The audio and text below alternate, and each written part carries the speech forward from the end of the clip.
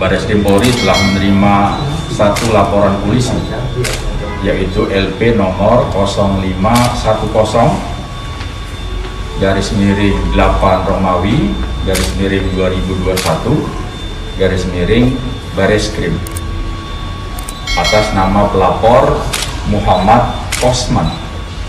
Kasusnya adalah pelapor melaporkan bahwa dirinya telah mendapat penganiayaan dari orang yang saat ini menjadi tahanan di Barreskrim Polri. Sudah ditindaklanjuti laporan polisi ini, telah memeriksa 3 saksi, kemudian juga mengumpulkan alat-alat bukti yang relevan. Dan pada saat ini kasusnya sudah pada tahap penyidikan. Dan tentunya penyidik sedang mengumpulkan alat-alat bukti lainnya yang relevan tentunya untuk menuntaskan kasus ini. Nanti dari alat bukti itu akan dilakukan gelar perkara dan akan menentukan tersangka dalam kasus ini. Yang pasti adalah kasus ini telah ditangani oleh kepolisian dan tentunya akan dituntaskan sesuai dengan aturan perundang-undangan yang berlaku. Jadi itu saja dapat disampaikan. Pastikan bahwa kasus tersebut telah ditangani dan akan diselesaikan sesuai dengan peraturan perundang-undangan yang berlaku. Orang itu Muhammad Kosman yang tadi itu Pak, ya. Itu tuh dia siapa dan bagaimana itu maksudnya terjadi penganiayaan di dalam hutan atau sejumannya seperti ya betul, dia salah satu tahanan di Barreskrim Polri ya. Dan yang melakukan penganiayaan diduga adalah sesama penghuni atau tahanan dari Barreskrim Polri juga. Satu sel gitu Pak? Iya, di sel kan ada perkamar seperti itu. Maksudnya pengawasan dari tahtinya itu gimana Pak? Ya nanti kita teliti lagi sampai terjadi seperti yang jelas memang terjadi penganiayaan, sudah proses penyidikan dan kita tunggu saja untuk menentukan tersangkanya. Ya. Tapi sudah bisa dipastikan muncul, maksudnya kan ada salah satu tersangka juga ya, tersangka Barreskrim yang membuat video itu Pak. Tersangka Fauzan ya. Nah dia membuat video itu katanya yang melakukan pemukulan itu adalah polisi. Nah itu bisa dibantah atau gimana Pak? Yang melakukan nanti akan menjadi tersangka. Beberapa hari ke depan ya, penyidik akan melakukan gelar perkara dan menentukan tersangkanya. Kalau sampai sekarang penyidik belum bisa menentukan siapa tersangkanya, seperti itu. Berarti nanti beberapa hari ke depan ketika ada penentuan tersangka, kita akan tahu siapa tersangkanya dan latar belakang dari tersangka itu sendiri. Kita tunggu saja. Antar tahanan terjadi perkelahian atau gimana Pak? Konteksnya? Ya karena penganiayaan saja. Ya, penganiayaan yang dilakukan oleh sesama penghuni dari tahanan Barreskrim Polri. Oke, berarti menepis pernyataan Joseph Fauzan yang mengatakan bahwa jenderal polisi yang mukulin PC Pak ya? Kita belum menentukan tersangkanya. Sekali lagi, penyidik akan menggelar perkara, ini sudah dalam penyidikan, penyidik akan menggelar perkara dan menentukan tersangkanya. Sekarang tersangkanya belum ditentukan, ya. Kalau untuk kondisinya sekarang ini gimana Pak? Habis dianiaya gitu, apakah dia dirawat di klinik atau gimana Pak? Enggak, yang bersangkutan masih di tahanan, semua dilayani kesehatan, ya. Tetap ada di rumah tahanan negara Barreskrim Polri. Oke.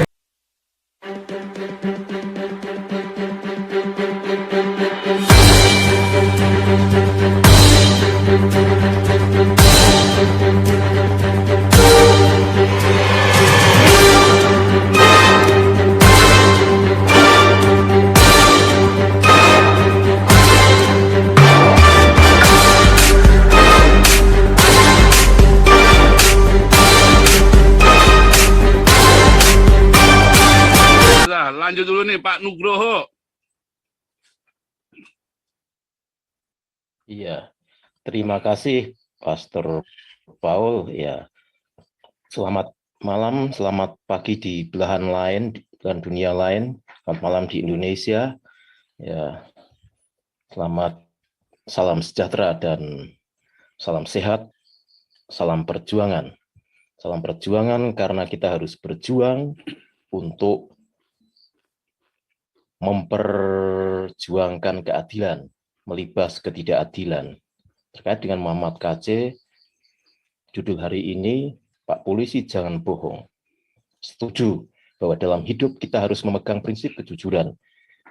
Jangan bohong. Sekali orang berbohong, akan menutupi kebohongan itu pada waktu kemudian. Nah, kemudian bila ada yang mempersoalkan, dia akan menutupi kebohongan, merekayasa untuk menutupi kebohongan sebelumnya, akan membuat kebohongan berikutnya, demikian seterusnya. Jadi kebohongan selalu akan ditutupi dengan kebohongan rekayasa yang tidak benar. Karena itu hidup kita harus jujur di hadapan Tuhan dan pada sesama. Nah, Pak Polisi jangan sebagai Anda personil dalam institusi penegak kebenaran, ya, keadilan, pengayom masyarakat, ya jangan bohong. Kalau Pak Polisi saja bohong, apa yang mau dipercaya oleh rakyat nanti pada saatnya akan mendapatkan kesulitan sendiri dalam melaksanakan tugas karena orang lain, rakyat tidak akan percaya. Ya, karena itu bertobatlah. Ya, siapa saja. Ya, kalau sekarang sudah berbohong harus minta maaf, bertobat dan jujurlah untuk selanjutnya agar hidup Anda itu nanti tidak terbebani oleh dosa-dosa dan beban salah-salah. Ya. Karena sekali bohong nanti akan diikuti kebohongan berikutnya, merekayasa kebohongan lagi, dan begitu seterusnya. Jadi yang diminta dalam kasus Muhammad KC, apa yang telah terjadi diungkap, harus sesuai dengan kenyataan, jangan ditutup-tutupi. Ya, kalau ada yang terlibat, ya dikejar. Nah, kita harus menegakkan kebenaran dan melawan ketidakadilan. Muhammad KC bukan penjahat. Muhammad KC tidak layak diperlakukan, dihajar dan dihajar, apalagi diincar sampai mati. Makanya kita harus berteriak. Ya, sebelum terlambat harus berteriak. Kita harus lawan itu ketidakadilan dan perilaku biadab memperlakukan Muhammad KC seenaknya. Sementara yang menjadi pemicu Abdul Somad tidak dilakukan apa-apa ya, terhadap mereka yang telah berbuat melakukan penodaan agama Kristen, menyelewengkan, mengejek, menghina ajaran-ajaran Kristen, meskipun sudah dilakukan laporan, tidak ada tindakan apa-apa. Jadi sungguh sangat tidak adil. Jadi penistaan agama mengarah hanya pada kelompok minoritas, terutama Kristen Katolik. Ya, kita suarakan apa yang terjadi dengan diri Muhammad KC harus diusut. Pada pengacara harus segera bertindak untuk melakukan visum dan periksa kesehatan. Bagaimana sesungguhnya kesehatan kondisi diri Muhammad KC agar tidak terlambat. Ya, saya yakin Tuhan akan memberi jalan dan pertolongan Muhammad KC selamat. Kalaupun dia memang harus jadi martir, ya akan terjadi sesuatu yang luar biasa di Indonesia. Saya tidak bisa membayangkan apa nanti akan terjadi. Terima kasih, itu dulu. Jadi diingat, Pak Polisi jangan bohong. Nah, apa yang saudara Anda perbuat itu akan dicatat oleh rakyat. Terima kasih, itu dulu Pak Paul. Ya. Luar biasa. Wah, ini Pak Haryanto Wijaya. Ini kemarin mau ngomong nggak kebagian nih kan. Halo, Pak Paul. Halo. Ya. Enggak, saya cuma mau cek aja, saya dari Sydney. Itu saya ada kirim untuk Yayasan Darmaris dan untuk Medsos Sostenes udah masuk belum hari ini? Yang harian yang ke Sostenes kelihatannya hari ini masuk deh. Tadi sore baru dibicarain. Ini kelihatannya dari Australia, dia bilang begitu. Cuman saya tadi nggak sempat amatin, iya. Iya, sorry enggak, soalnya saya tadi saya nggak sempat ngikutin, baru bangun nih.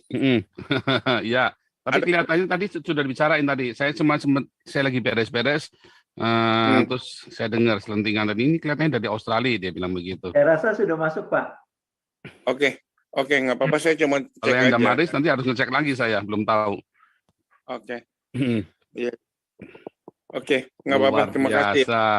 Terima kasih Pak Haryanto buat taburannya, luar biasa sekali. God bless you ya. Ini soalnya baru pertama kali, saya nggak tahu. Ya. Tapi thank you ya untuk sudah Saya peduli. melakukan soalnya ya. Oke. God bless you Pak Haryanto, luar Thank you. biasa. Kita lanjut ya. Yuk. Ardo Purba. Mana nih?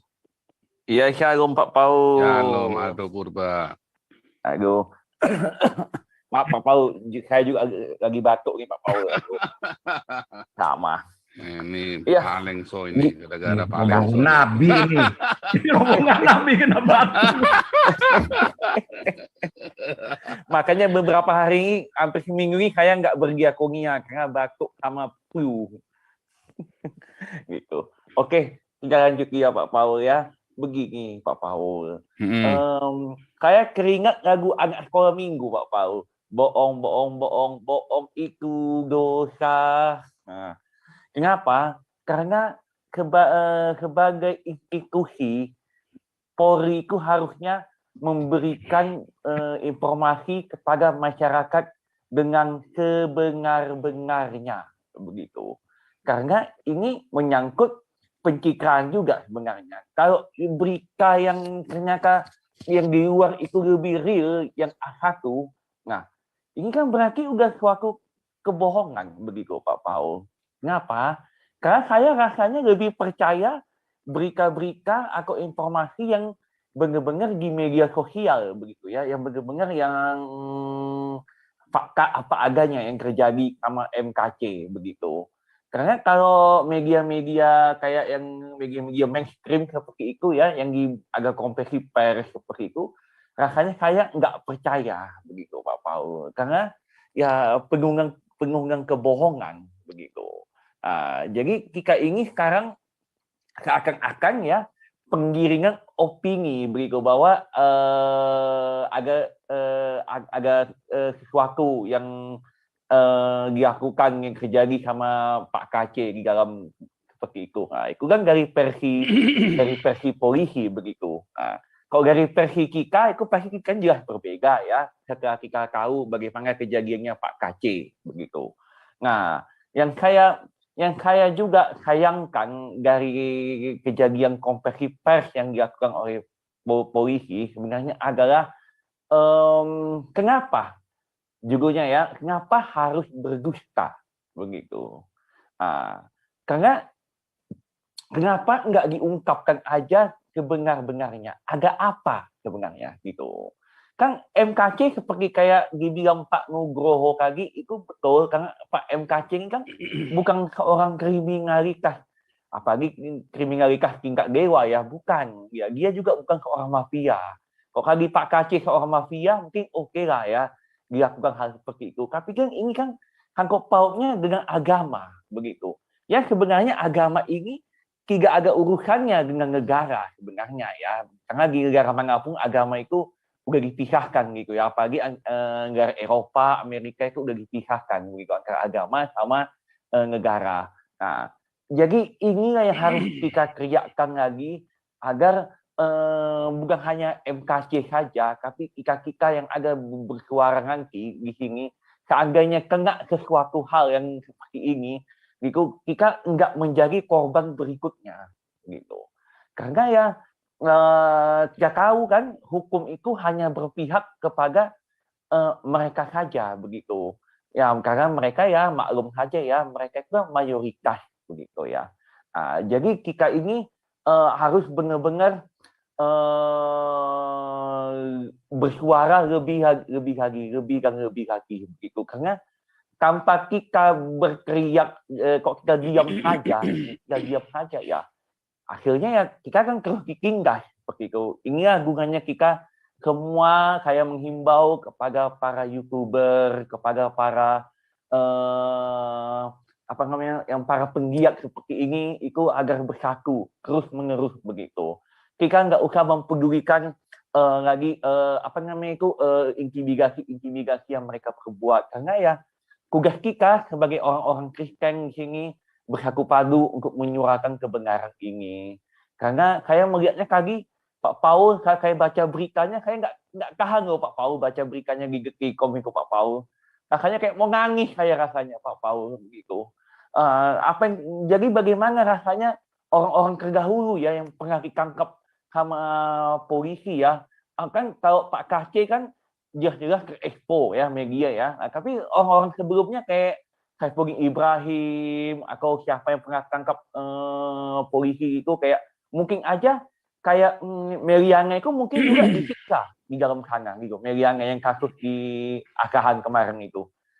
Begitu. Jadi saya rasanya sangat prihatin sekali Pak Paul karena ternyata dengan adanya konversi pers seperti ini berarti ini sudah membuktikan bahwa sebenarnya kita tahu apa yang sebenarnya terjadi dan yang terjadi itu sudah terbuka lebar sekarang kebenaran itu. Itu saja Pak Paul, komentar saya Pak Paul. Terima kasih. Betul. Memang kalau melihat dustanya itu, biarlah jangan ada dusta di antara kita, tapi sayang. Tadi ya, kali bohong-bohong itu dosa itu kan. Kalau katanya Ustadz Islam itu, Ustadz Taki itu, bokong-bokong itu enak. Nah, dia bilang begitu katanya. Yang kemarin kan, si Ustadz Taki itu kan bilang bokong itu enak. Dan dihalalkan dan diizinkan di dalam Islam. Luar biasa. Yesus Savior, silakan. Selamat malam Pak Paul. Selamat malam. Wah, sudah masuk suaranya, bagus. Merdu. Terima kasih. Ini luar biasa ya. Ini memang Zoom-nya Pak Paul, channel Pak Paul ini luar biasa benar-benar. Gubrak-gubraknya, waduh. Serem ya. Kalau nggak ada channelnya Pak Paul ini Indonesia kayaknya diam-diam aja nih. Tapi digubrak-gubrak dari sini kayak ya rupanya mulai ada ngeri-ngeri sedap juga nih orang-orang di Indonesia ini ya, terutama para kadrun itu kan. Makanya kemarin kita lihat dari hari Senin Selasa itu para kadrun yang masuk itu kan, wah udah para kalap itu mereka tuh. Dan memang kalau dilihat-lihat itu kadrun ini memang raja dusta ya, sesuai dengan ajaran nabinya mungkin ya. Jadi dari segala kalangan nih saya lihat ini memang dari bawah aja. Kalau kita kadang-kadang lihat di acara di TV itu ada acara The Police tuh Pak ya. Itu kan ditangkepin itu yang orang-orang yang lagi minum, lagi mabuk, kecanduan morfin segala macam. Itu kalau ditanya polisi jawabnya apa? Demi Allah katanya. Demi Allah. Tapi udah jelas dia salah. Bilangnya demi Allah. Jadi kita pengen ketawa juga gitu ya. Gemes jadinya. Nah itu juga sampai kalangan di polisi juga begitu kayaknya. Bikin ya pokoknya segala kalangan lah. Bahkan sampai pejabat-pejabat itu kayaknya kalau dusta atau bohong itu dianggapnya biasa-biasa aja gitu. Demi Allah tapinya korupsi. Kan susah jadinya tuh. Kita tuh ya di polisi juga mananya mungkin nggak akan ngaku ini. Kalau nggak dibongkar sampai ada yang berani membongkar gitu ya. Saya pikir nah ini memang ya kita coba berdoa aja buat Kapolri, buat Presiden dan yang berwenang lah berani membongkar ini. Karena kasus KC ini saya pikir ini ada hikmahnya juga ya. Ada hikmahnya juga bahwa akan menjadi satu hal yang sangat meledak ini. Dan betul sekali kalau Pak Paul bisa meminta tolong sama Amnesty International itu Pak ya. Untuk menggubrak-gubrak Indonesia ini baik sekali. Karena kalau di Indonesia Amnesty Internationalnya udah nggak ada harapan Pak, karena itu kadrun itu. Yang ketuanya itu Usman Hamid itu kadrun Pak. Kalau soal yang mengenai pemerintah atau pokoknya menyangkut sama kelompok dia seperti waktu FPI yang 6 orang dibunuh itu, yang terbunuh di tol itu, wah dia kan teriak-teriak itu. Tapi soal ini mana ada suaranya? Nggak ada lah. Bangsa Komnas HAM atau apa yang sini YLBHI itu di sini mah hanya bayaran semua itu Pak. Jadi betul bersyukurlah kalau di sini ada, saya pikir ada channelnya Pak Paul dan orang-orang yang luar biasa seperti Saifuddin Ibrahim ya. Pak Abi itu, wah itu luar biasa betul-betul. Kita mendoakan terus supaya beliau juga channel ini bisa terus menjadi corong sejuta toanya untuk Indonesia supaya berubah. Dan saya percaya kalau Tuhan izinkan ya bisa terjadi perubahan besar dengan adanya kasus KC ini justru ya. Yaitu yang mungkin kita bisa doakan seterusnya, dan kita tetap mendukung, bersuara terus untuk kebenaran ini, yang tidak perlu takut yang berlebihan. Kita terus bersuara demi kebaikan Indonesia gitu. Nah, silakan Kak Lisoy. Kita sambil siap-siapkan beritanya ya, kebohongannya lagi nih ya. Silakan Kak Lisoy. Salam Pak Paul. Shalom. Saya sih baca di media, kalau nggak salah Republika ya Pak ya, bahwa katanya Pak Muhammad KC itu dianiaya oleh sesama tahanan. Karena bikin rusuh katanya ya. Ya, cuman logikanya di sel sendiri kok bisa tahanan lain masuk ke dalam selnya sendiri? Kan MKC ini kan mau jadi nabi ke-28. Dia bisa ngelimpe masuk ke selnya orang. Terus bikin rusuh di selnya orang. Bingung juga. Nggak tahu dah. Kan katanya isolasi mandiri, ya kan, 15 hari, oke. Kalau melihat setelah selesai isolasi mandiri, Pak Saifuddin Ibrahim kan kemarin sudah berkata bahwa memar-memarnya sudah mulai hilang, sudah mulai kabur gitu ya. Artinya kan sudah lama ya. Kalau memar-memar itu kan sehari atau 2 hari nggak mungkin hilang dong, pasti berhari-hari ya. Kalau udah mulai pudar berarti udah lama terjadi. Artinya kan pada saat isolasi mandiri itu dong, di sel sendiri, isolasi mandiri emangnya gabung dengan tahanan lain apa Pak? Yang dimaksudkan itu? Saya bingung juga. Kan artinya kan sendiri ya satu sel ya. Kok bisa tahanan lain punya kunci penjaranya, selnya Pak Muhammad KC lalu masuk menggebukin? Bingung memang. Kurang pintar ya membuat apanya ya. Bohongnya kurang pintar. Atau nabi ke-26 yang terlalu pandai. Pak, nggak harus jadi nabi untuk bisa Nggak harus jadi nabi ya, buat ngerti ya. Artinya polisinya terlalu bodoh dong. Ya, asisten nabi juga bisa. Asisten juga bisa. Rombongan nabi maksudnya Pak. Rombongan nabi aja udah ngerti ya. Aduh. Ya.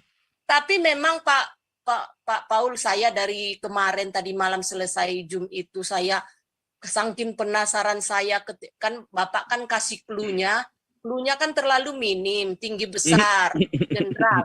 Saya liatin tuh, buka di YouTube. Ya, jenderal-jenderal yang tinggi, profil setiap jenderal polisi, ya kan? Rupanya nggak ada tinggi berat badan, nggak ada Pak. Ada aja. Capek-capek mencari di Google kira-kira polisi yang paling tinggi siapa, jenderal-jenderal polisi yang paling tinggi siapa, tinggi besar gitu kan. Wah, nggak ketemu juga Pak. Terlalu minim clue-nya Pak, clue-nya agak dibanyakin lah gitu biar gampang. Gitu loh Pak Pau. Jadi kita prihatin sih ya Pak ya. Jadi ya ini sih kalau katanya sesama tahanan yang gebukin sudah tidak masuk akal gitu. Ya sebaiknya jujur sajalah gitu ya, kalau menurut saya jujur sajalah ya, nggak ada yang nggak bisalah ditutup-tutupin yang seperti ini ya, kita kan disorot oleh hukum, kita lagi disorot oleh dunia internasional. Nah cara ngeles seperti ini kan nanti ditertawakan orang, ditertawakan dunia luar sana gitu ya Pak ya. Ya mohonlah ini polisi, pihak aparat, ya katakan saja yang sebenarnya, ya biar kita juga tenang gitu ya, karena bagaimanapun Pak Muhammad KC ini kan mewakili, ya sudah bisa dikatakan milik seluruh umat Kristen dunia ya. Ya hati-hatilah gitu ya, hati-hatilah memperlakukan Pak KC ya, apalagi Pak KC kan ada diabetes, ada penyakit sebelumnya. Nah andaikan pun terjadi apa-apa dengan Pak Muhammad KC misalnya, kalaupun akibat penyakit sekalipun, pikiran orang udah nggak akan percaya Pak kalau itu akibat penyakit. Pikiran kan pasti ya, misalnya ya sakit, dia orang diabetes itu biasanya kan sensitif ya Pak ya, sensitif, apalagi Pak Muhammad KC katanya udah sampai 300-an ya gulanya ya, udah lumayan besar, harusnya sih udah suntik insulin ya, rutin ya. Nah saya nggak tahu bagaimana di apa sana dikasih obat diabetesnya nggak? Biasanya kan orang diabetes harus rutin makan obat. Apakah dikasih di sana, dipersiapkan, boleh nggak gitu kan? Ya ini juga kita nggak tahu.